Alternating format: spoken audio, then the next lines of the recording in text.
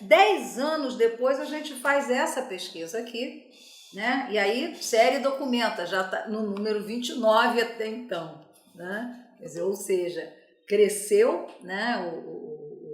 A publicação do CONAS passou a ser rotineira, né? Isso é muito bom, porque aí era rotineira não só na área de gestão do trabalho, mas também em outras áreas, né? Passa a ser uma forma de divulgar e de democratizar a informação. E aí o CONAS nos chama novamente para fazer a segunda pesquisa, 10 anos depois. É interessante porque 10 anos depois, né, nós estamos revisitando para dizer assim, como é que está agora? Né? O que essas estratégias que, por exemplo, a Secretaria de Gestão do Trabalho, né, implantou, de alguma forma impactou ou não, né, no processo de trabalho desse gestor e na área. Para nossa surpresa, tem pontos extremamente de progresso, né, no processo. Progresso no sentido de crescimento da área, de maior visibilidade, de maior, como diria, qualificação e o entendimento de que não era uma área que qualquer pessoa poderia tocar, que era fundamental ter um certo know-how para poder fazê-lo, né? E os egressos dos cursos praticamente não ficam desempregados, né? Vão saindo do curso e já vão indo para as secretarias municipais e estaduais. A outra coisa que também fica evidente nesse segundo levantamento é que os municípios e os estados de maior porte, principalmente, se espelham muito, passam a se espelhar muito na estrutura do Ministério da Saúde para fazer as suas estruturas, né? Então, quando começa em 2003, ninguém tinha o seu parâmetro, né? Nós achamos que vamos fazer assim, vai dar certo, de alguma forma replica a Secretaria de Administração nos estados, mas em 2013, o processo histórico vivido, a gestão do trabalho ter uma área substanciosa no Ministério, vai fazendo com que essa área comece a não ser uma cópia, a ter um perfil, e ela passa assim a ser um objeto ou um sonho de consumo das secretarias estaduais, né? Então, isso, por exemplo, evidencia o poder de vocalização muito grande que o Ministério tem, né, em relação aos estados e municípios. E não só de vocalização, como de indução, né, para o bem ou para o mal. Né? Essa é outra frase, para o bem ou para o mal.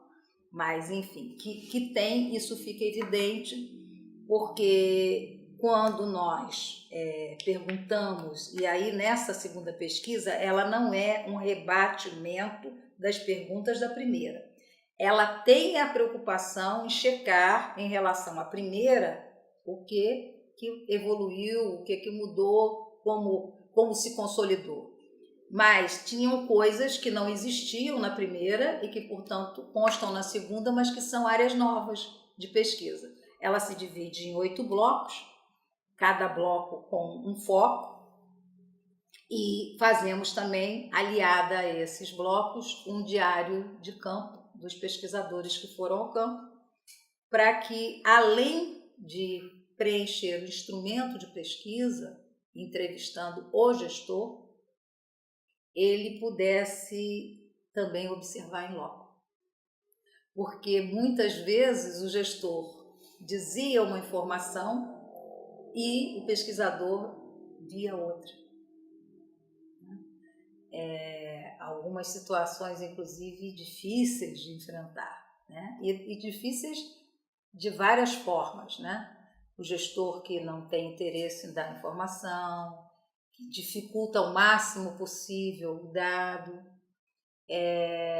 o gestor que, ao contrário, quer mostrar tudo, né? Até tipo assim, achando que seria uma forma de chegar ao ministério a mensagem dele, né? e também o gestor que, em situações impublicáveis, trabalhava, né? Teve situações, inclusive, que uma pesquisadora nossa, ela teve que sair no meio da entrevista, voltar para o hotel, porque ela fez uma crise de bronquite horrorosa pela quantidade de poeira que existia no local de trabalho, que era o local de gestão do trabalho.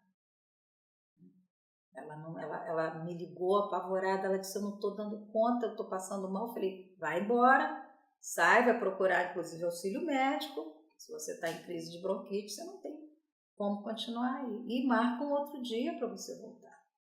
E ela teve que voltar outro dia e inclusive fazer a entrevista em outro local, né? Porque o local era de uma precariedade muito grande. Depois nós procuramos o gestor, conversamos com ele, falamos da necessidade de reverter aquela situação, porque era uma situação muito difícil, né? Em que pese a pesquisa não ter esse papel, mas também não dá para se omitir em determinadas situações, né? Então essa foi uma situação que não dava para se omitir. Nós tivemos que realmente buscar uma solução melhor para as pessoas que estavam ali trabalhando.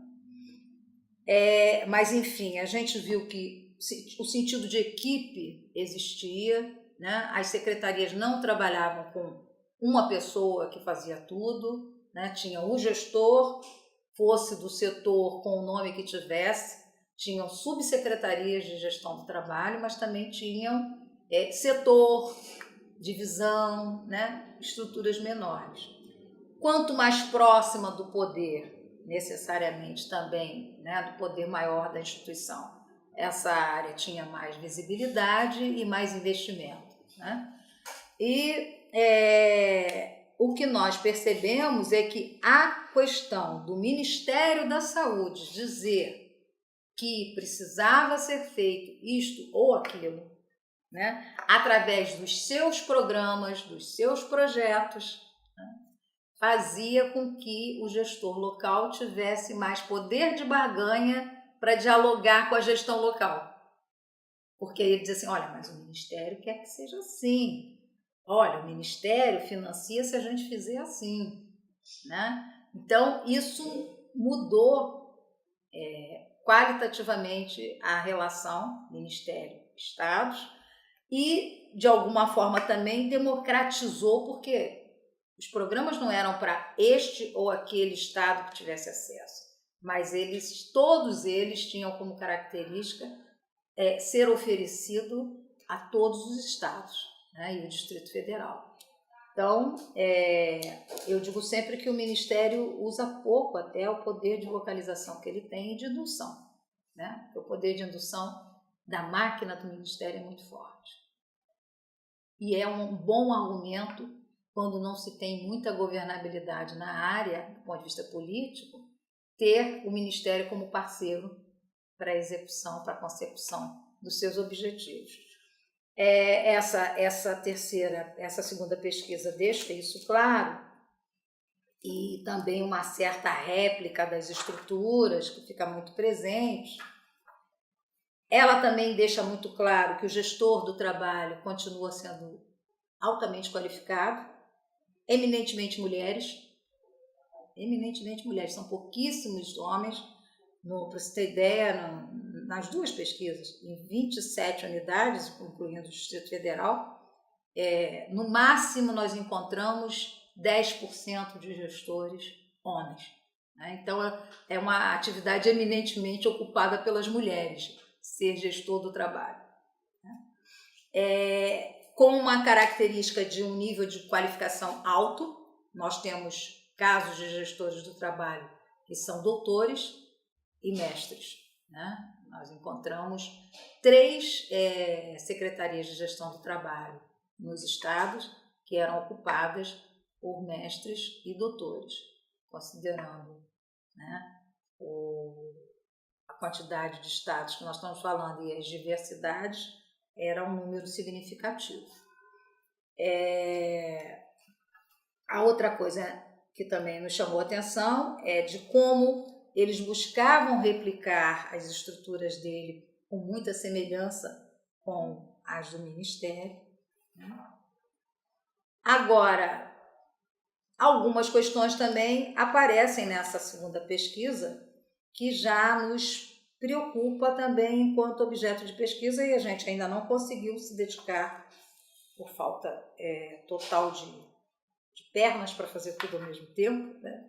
Nós continuamos coordenando o Projeto Nacional de Formação de Gestores, está terminando agora, né, o último termo de cooperação, e agora é uma preocupação nossa, que é a introdução no sistema, né, e agora legitimada pela legislação, das OS e OCIPs, né, as organizações sociais.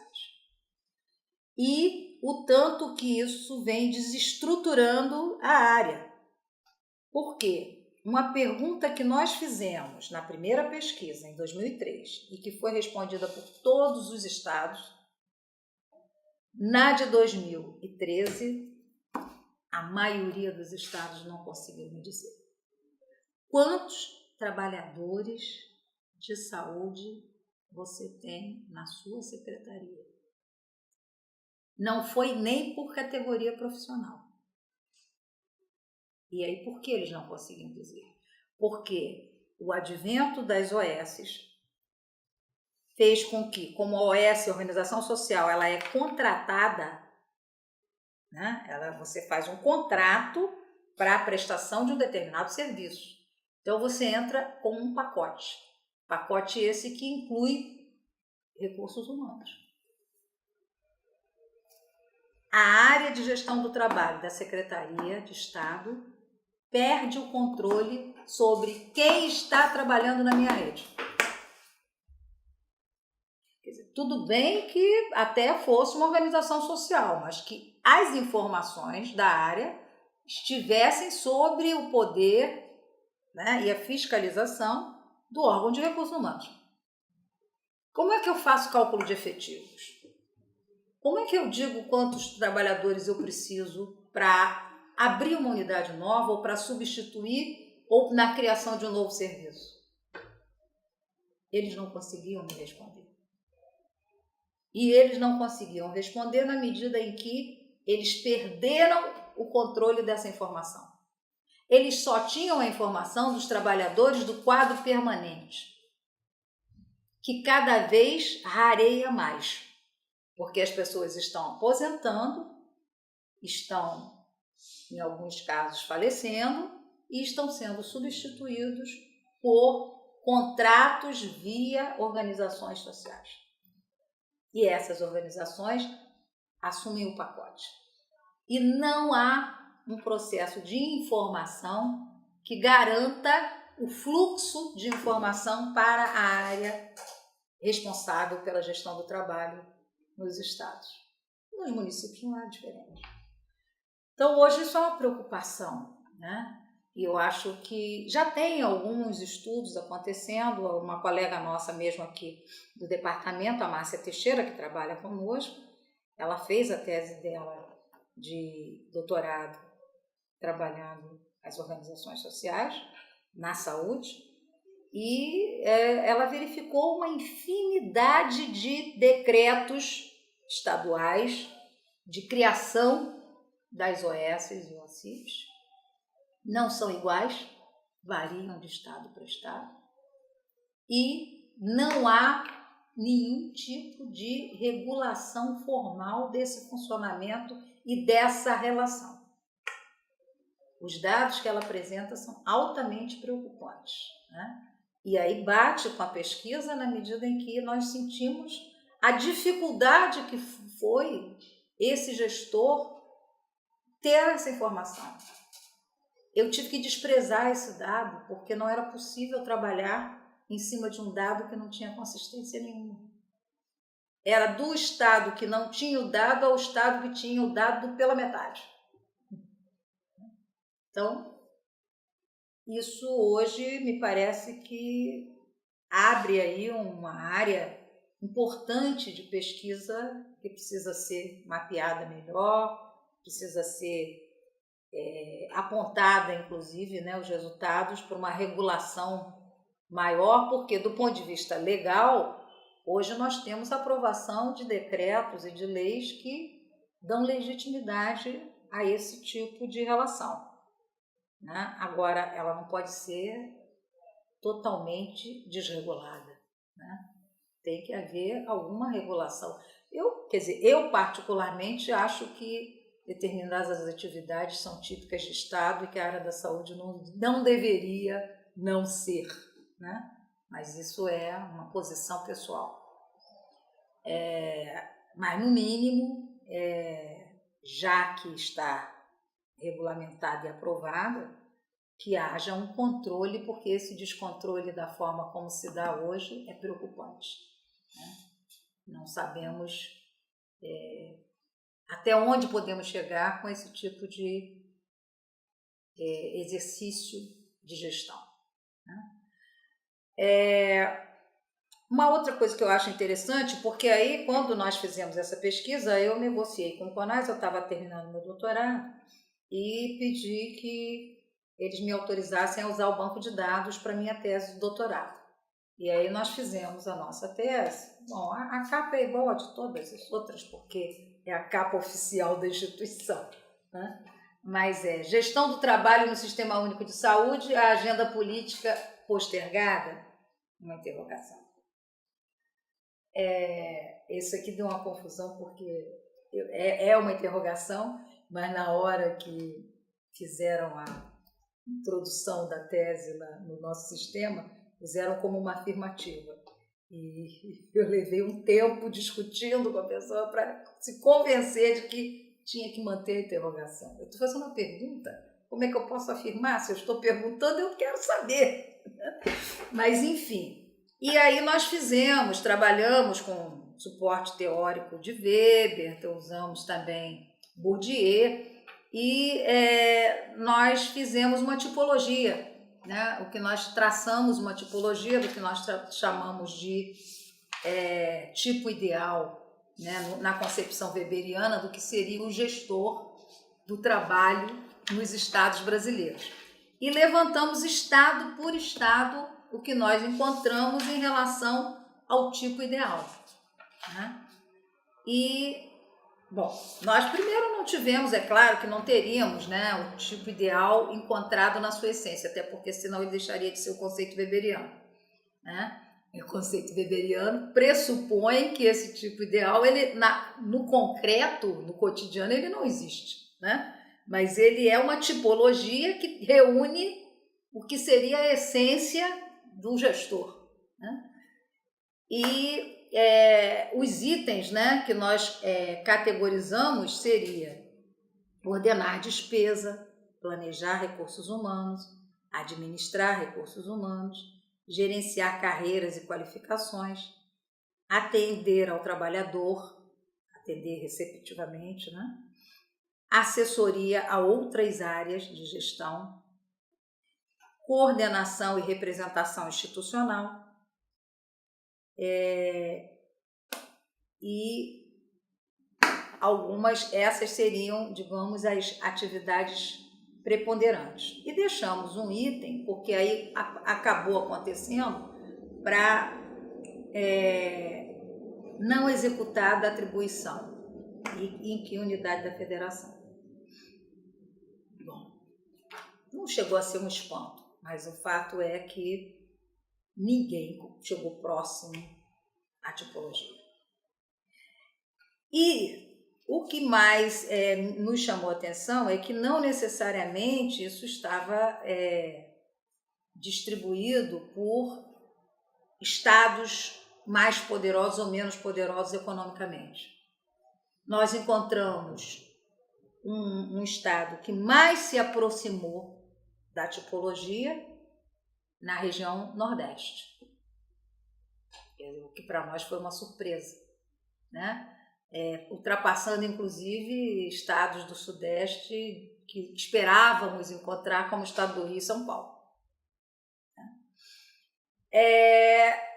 E, por outro lado, ficou evidente para nós, durante o nosso trabalho, o nosso percurso, de que há uma necessidade importante de trabalhar as políticas para essa área, também levando em consideração os diferentes Brasis que existem dentro do Brasil.